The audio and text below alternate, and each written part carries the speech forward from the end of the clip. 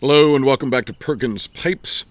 I know I had this guy out not too long ago, maybe a few weeks back, but it is my fairly new, or new to me, Kaywoodie Bulldog number 18. Got this as an estate pipe.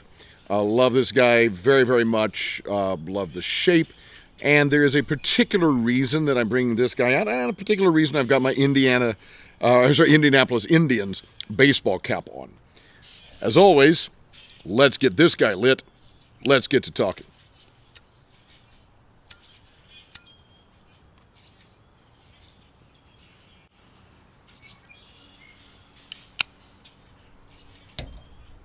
I almost brought out my dad's Kaywoodie number 69 large pot. Seen that one probably more than about any other pipe on this channel. But there's a reason I brought this particular Kaywoodie out.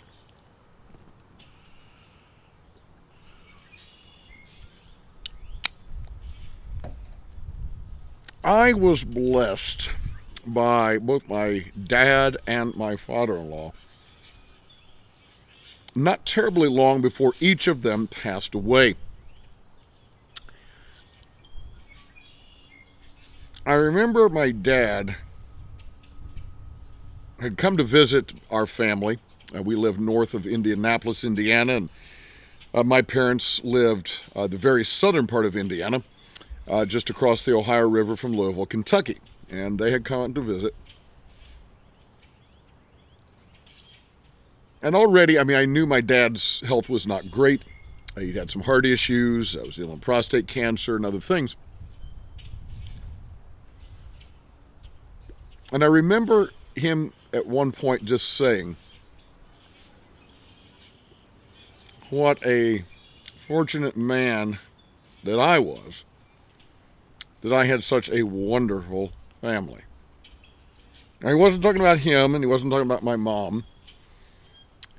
He was talking about my wife and our two children and the home that we have here.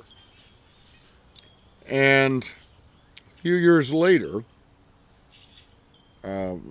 my dad passed a couple of years before my wife's father.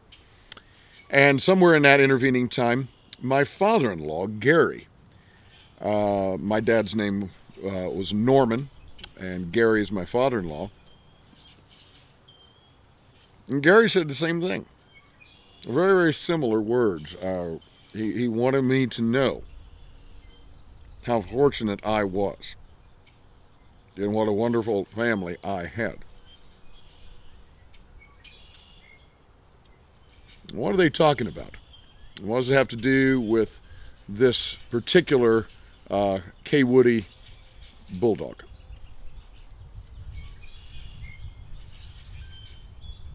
I can only surmise what they meant. Neither one of them elaborated. If I start to smoke a pipe, and I'm not reading, and I'm not writing or doing anything else, I'm just sitting and enjoying my life, my thoughts inevitably turn to my family. And they inevitably then turn to thoughts of thanks and praise to God for my family. This year in 2025, my wife and I'm not going to tell you the exact anniversary, but let's put it this way. It's in the mid-30s of our anniversary. We had two children. Our son, who has graduated from Purdue University with a degree in industrial design, works for an industrial design firm in Indianapolis. Our daughter's a sophomore at Purdue, majoring in chemistry with an eye to maybe doing something in aerospace. I married my college sweetheart. You've heard me speak of her before. Latin teacher. She's an administrator at a classical Christian school. She was the technical editor on the second edition of Latin for Dummies that I wrote with a friend of mine. She and I have served in youth ministry over the years. She's been in a mentoring relationship with women at our church. I've had the opportunity to serve as an elder at a couple of different churches.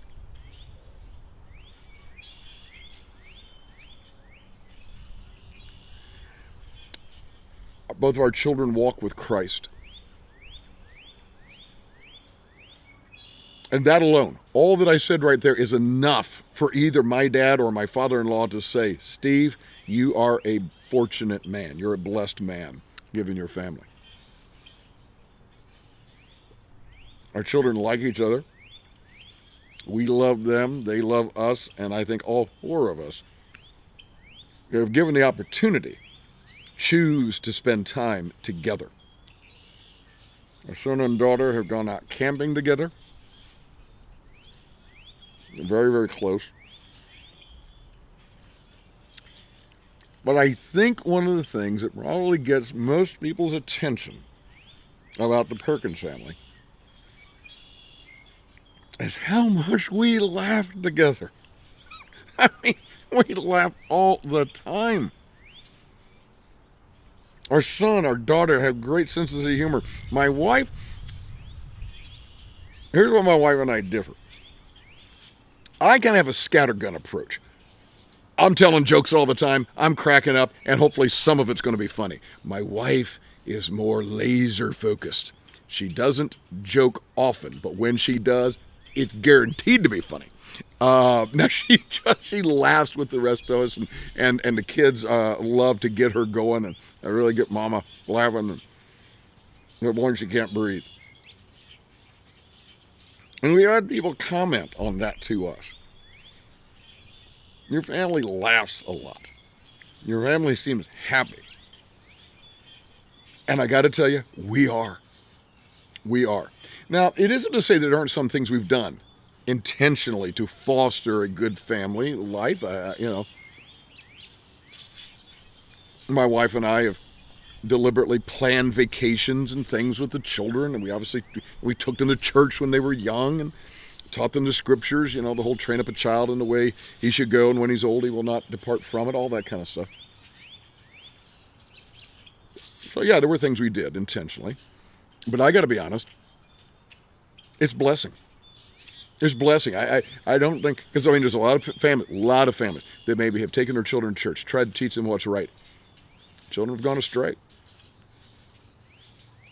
And I know families like that. I grieve for them and I grieve with them. So I can't explain it other than to say the gratuitous blessing of God, the grace of God. Grace and gratuitous are related words etymologically. Free, unmerited. I don't know why. But man, I'm grateful. I'm grateful. And one of the reasons I wanted to bring this pipe out, I started bringing out the Kaywoodie, like I say, the Kaywoodie 69 large pot. That was the pipe that got me into pipe smoking. It was my dad's. I thought, I'm going to be talking about my dad a little bit of homage there. But now I want to bring this one out because it is a spin-off. As I talked about in the video where I introduced this pipe, I wanted another Kaywoodie, and I like Kaywoodies because of my dad. But this is not my dad's pipe. This one's mine. This is my pipe.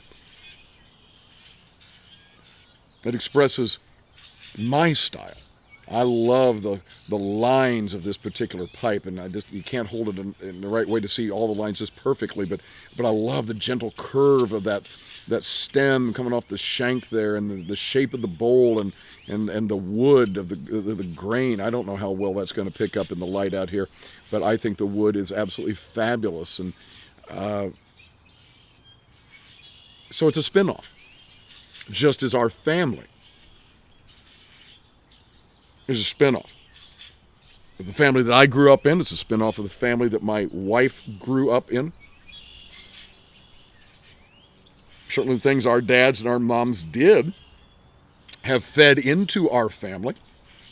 We didn't spring like Athena, fully grown from the head of Zeus.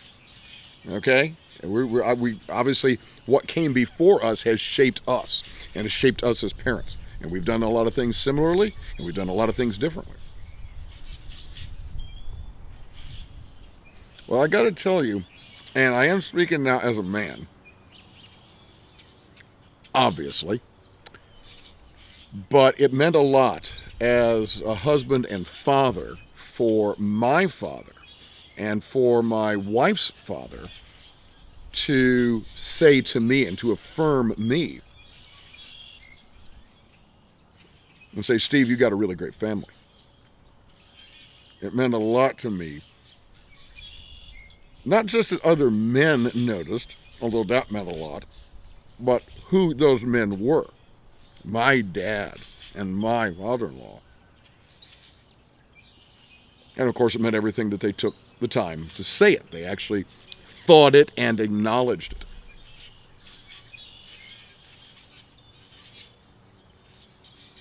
I hope that you've received a blessing like that. And I know that there will be people watching this who have not. And I never want to say anything that would hurt someone by comparison. And they say, well, gee, my family's not like that, Steve. We got a lot of trouble. And I will tell you, we have our troubles too. Don't sit around and think that we're, leave it to Beaver, right? No, we're not. We have problems too. But on the whole, it's a good family. So I want to ask you some questions.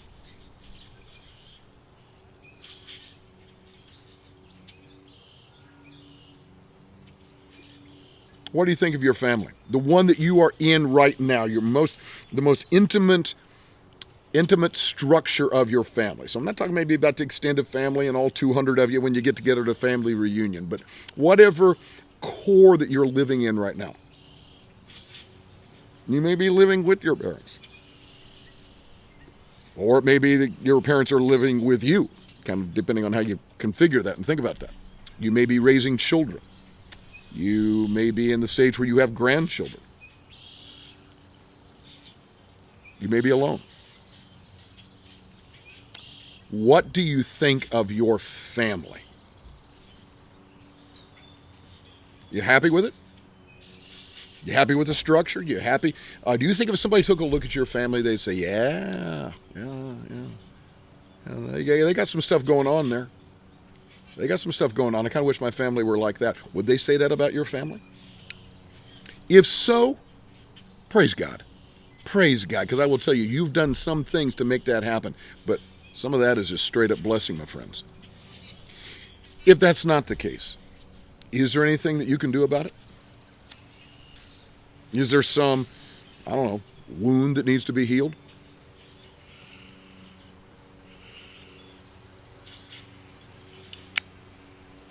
Is there something you need to pray about? Maybe you have been. I pray for friends every day and some of the things going on in their families.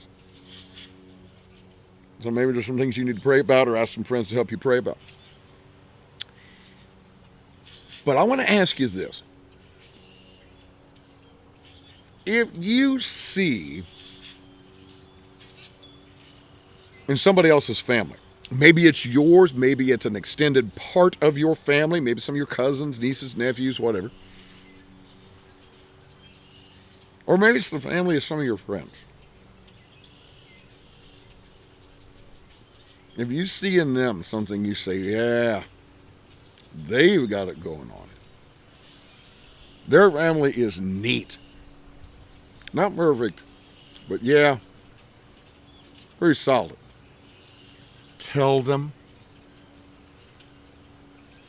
Affirm them in that. Gentlemen, I will tell you, your word to a young father, to a young husband, will mean everything. Women, your word to a young mother, to a young wife, will mean everything. And vice versa. Older men to younger women and older women to the younger men. And bless your families. Because I will tell you right now, I cherish those words from my dad and my father-in-law. Folks, as Malcolm Guite likes to say, I do these little things in order at last to do nothing. But as I like to say in Latin, Parva ago ut tandem, nihil agam. Well, have a wonderful day.